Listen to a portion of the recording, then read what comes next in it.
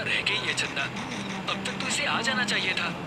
पुनीत ने अपनी घड़ी में टाइम देखा तो 9 बज चुके थे और उसने जैसे ही पीछे पलटकर देखा, चंदा खड़ी मुस्कुरा रही थी। बदमाश, डरा दिया ना हमका। देखो हम तुम्हारे लिए क्या लाए हैं। ऐसा कहकर उसने अपनी जेब से एक डिबिया निकाली।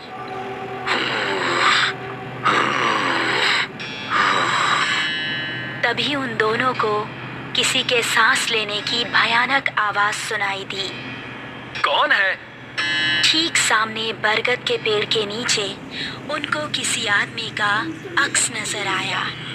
कौन है? सामने आओ। ये सुनकर भी वो आदमी सामने नहीं आया और जोर जोर से सांस लेने लगा। अभी देखते हैं कौन ससुरा है। ये कहकर पुनीत उसके पास जाने लगा। जैसे ही पुनीत उसके पास पहुंचा, उसने भी 2 कदम आगे बढ़ाकर पुनीत का गला पकड़ लिया। उसको देखकर पुनीत और चंदा दोनों का दिल दहल गया। उस आदमी की गर्दन कटी हुई थी और थोड़ी सी खाल में अटकी लटक रही थी। चंदा चिल्लाई और गांव की तरफ ऐसी भागी कि उसने पलटकर नहीं देखा। गांव पहुंची तो उस टाइम पुनीत के पिता घर के बाहर थे। अरे चंदा बिटिया, इतनी डरी हुई काहे लग रही हो? वो पुनीत। चंदा ने हाफते हुए उनको पूरी कहानी सुनाई। पुनीत के पिता ने अपने साथ कुछ आदमियों को लिया और चंदा उन सभी को लेकर उसी जगह पर पहुंच गई। यही जगह थी वो जहां उसने पुनीत को पकड़ा था। उन लोगों ने इधर उधर नजरें घुमाई तो कोई आसपास नजर नहीं आया। तभी चंदा की गर्दन पर ऊपर से कुछ टपका। उसने हाथ लगाकर देखा तो वो खून था।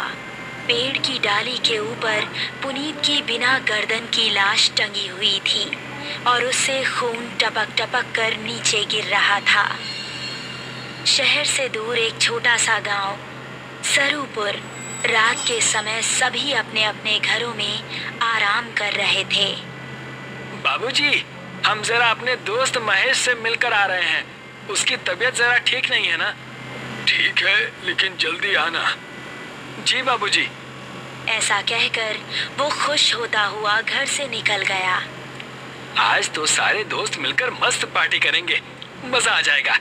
जंगल का रास्ता पकड़ लेता हूँ, जल्दी पहुँच जाऊंगा। अभी वो जंगल में आगे बढ़ ही रहा था कि पीछे से उसको आवाज आई। अकेले ही पार्टी करने जा रहे हो? हमका साथ लेकर नहीं चलना है क्या? अरे अर्पणा और दिव्या, तुम दोनों क्यों हर बार हमारे पीछे पड़ जाती हो? हमका साथ लेकर चलते हो कि बोले अभी तुम्हारे बाबूजी से? अरे नहीं नहीं मेरी माँ, चलो मेरे साथ। थोड़ी देर चलने के बाद वो तीनों एक जगह पहुंचे जहां रामू और महेश बैठे हुए थे। अबे ये क्या, तू फिर से लड़कियों को साथ ले आया? क्या करता है यार, हर बार की तरह इस बार भी धमकाने लगी थी दोनों। अब क्या करें, हम दोनों को भी अब पार्टी की आदत पड़ गई है। चलो थोड़ी सी शराब पी ली जाए। उसने पास ही रखी बोतल खोली और गिलासों में शराब पलटने लगा।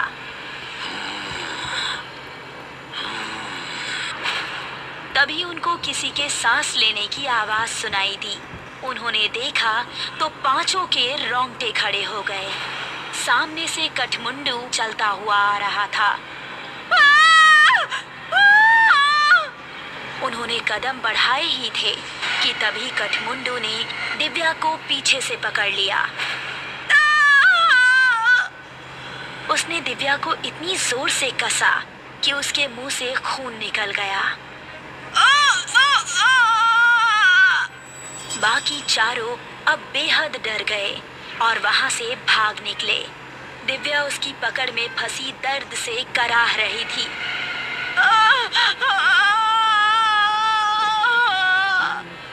उसने दिव्या को जमीन पर धक्का दिया और उसके ऊपर आ गया।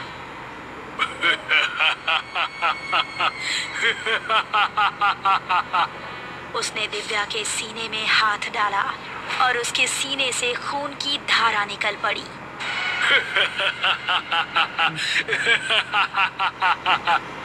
बाकी चारों इतना डर चुके थे कि उनको खबर भी नहीं थी कि वो किस दिशा में भाग रहे हैं। वो काफी देर तक भागते रहे। अब अपर्णा की हालत खराब हो चुकी थी। वो आ जाएगा, रुकने का समय नहीं है। ऐसे कब तक भागते रहेंगे? हम जा कहाँ रहे हैं, कोई बताएगा? हम रास्ता भूल चुके हैं, हमें नहीं पता कि गांव किस तरफ है। क्या कह रहे हो तुम? फिर तो हम सबका बचना नामुमकिन है। तभी पेड़ के ऊपर से एक हाथ आया और उसने महेश का गला पकड़ लिया। ये हाथ कठमुंडू का ही था। राकेश ने महेश का पैर पकड़कर उसे बचाना चाहा, लेकिन कठमुंडू ने उसको पूरी तरह से ऊपर खींच लिया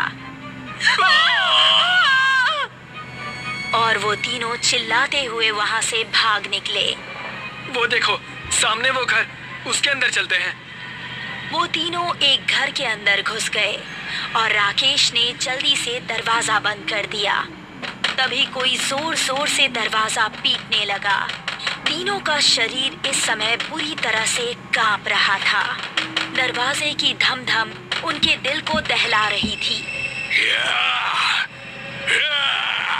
तभी खिड़की से कठमुंडू का एक हाथ अंदर आया और उसने अपर्णा का हाथ पकड़ लिया।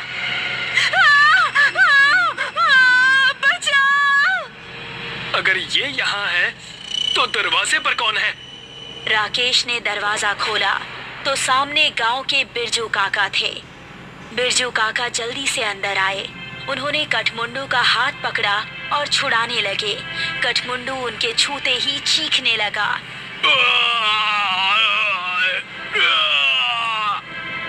वो चीखता चिल्लाता हुआ वहां से भाग गया। तुम ठीक तो हो अर्पणा? मैं ठीक हूँ, शुक्रिया बिरजू काका। तुम लोग यहाँ करने क्या आए थे, वो भी इस समय? हमसे गलती हो गई बिरजू काका, लेकिन ये कौन है और आपको देखते ही वो भाग कैसे गया? ये कठमुंडू है। ये सुनकर वो तीनों एक दूसरे का मुंह देखने लगे। बहुत सालों पहले हमारे गांव में एक डाकू पल्लव सिंह का बड़ा खौफ था। गांव में एक बूढ़ी औरत रहती थी जिसका एक ही बेटा था। उसने धूमधाम से अपने बेटे की शादी की। शादी के अगले ही दिन डाकू पल्लव सिंह ने हमला बोल दिया। उसने पति और पत्नी दोनों को मार डाला और सारे गहने लूट लिए। अपने बेटे और बहू को मरता देख बुढ़िया तड़प उठी। पल्लव सिंह, जिस सोने के लिए तूने मेरा परिवार उजाड़ दिया, यही सोना तेरे लिए अभिशाप बन जाएगा। तू कभी नहीं मरेगा, सिर्फ भटकता रहेगा और इस सोने से हमेशा दूर भागेगा। ये सुनते ही पल्लव सिंह हंसता हुआ वहां से चला गया। कुछ दिन बाद पल्लव सिंह के ही एक आदमी ने उस पर हमला कर दिया। वो उसकी जगह सरदार बनना चाहता था, लेकिन पल्लव सिंह तलवार के हमले से भी नहीं मरा। उसकी गर्दन आधी ही कटी और थोड़ी सी खाल में अटक कर रह गई। उसने अपने सभी साथियों को मार गिराया।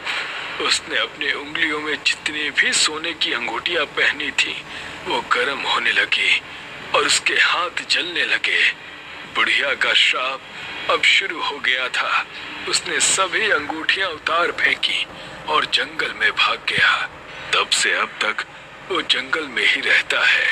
मेरे छूने से वो इसलिए भाग गया क्योंकि मेरे हाथ में ये सोने का कड़ा है। ये कहानी सुनकर वो तीनों हैरान रह गए। चलो यहाँ से निकलो, वो फिर से आ सकता है। बिरजू काका को रास्ता पता था, इसलिए वो तीनों उनके पीछे पीछे जा रहे थे। जब वो जंगल की सरहद पर आ पहुंचे थे, तभी कठमुंडू वहां आ गया। उसने अपर्णा का पैर पकड़ लिया।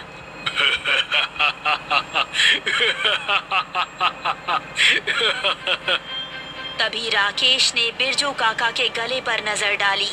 उनके गले में एक सोने की चेन भी थी। उसने चेन को उनके गले से उतारी और कठमुंडू की टूटी हुई गर्दन में डाल दी। उसने चेन को गले से उतारने के लिए जैसे ही छुआ तो उसके हाथ भी जलने लगे।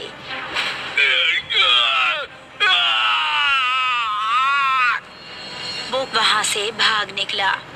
उसके बाद वो चारों गांव के अंदर ही जाकर रुके। जब उनको देख गांव वाले इकट्ठा हुए तो उन्होंने सबको अपने साथ बीती हुई घटना सुनाई। वो दिन था और आज का दिन है। गांव के सभी लोग हमेशा अपने साथ सोने की कोई ना कोई चीज जरूर रखते हैं और अभी भी उनको जंगल में कहीं ना कहीं कठमुंडू नजर आता ही रहता है।